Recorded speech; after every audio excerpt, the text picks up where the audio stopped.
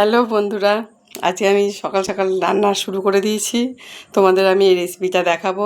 আজকের হচ্ছে দেখে চিনতে পারবে, এই দেখো, এটা চিতল মাছ।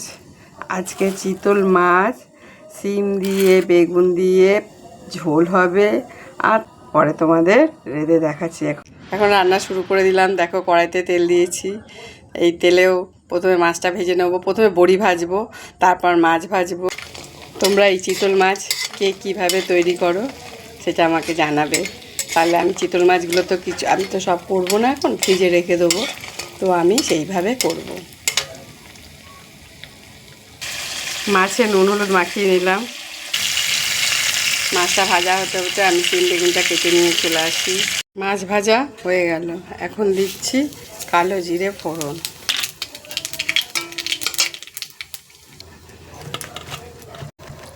এরপর দিলাম বেগুন, শিম আর বেগুন দিলাম, একটু ভেজে তুলে নেবো নুন হলুদ দিয়ে।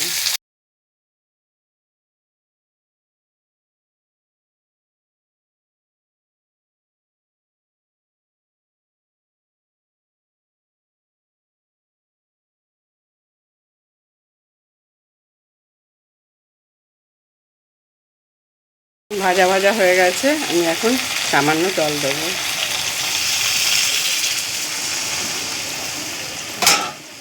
এখন গ্যাসটাকে বাড়িয়ে দেবো।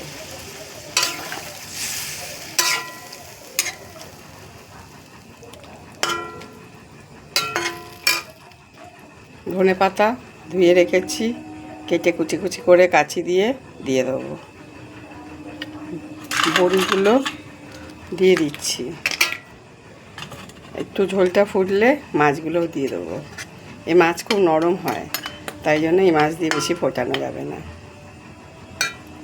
দেখো, টকবক করে ফুটছে চিতল মাছের ঝোল। এই যে বড়ি কিন্তু সব গোটাই রয়েছে, দেখেছো, সব গলে গেছে।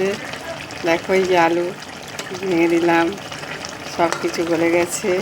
এখন আমি ধনে পাতাটা দিয়ে অল্প একটু আমি কষানোর সময় দিয়ে দিয়েছিলাম, আর এই যে বাদবাকিটা আমি ছড়িয়ে দিলাম। আমি এইটুকু কথা দিতে পারি, তোমরা যদি এই মাছের ঝোলটা করো, তোমাদের আর কিচ্ছু লাগবে না, শুধু এই দিয়ে ভাত খেয়ে নেবে। আমি আজকে রাতে এই দিয়েই ভাত খাবো।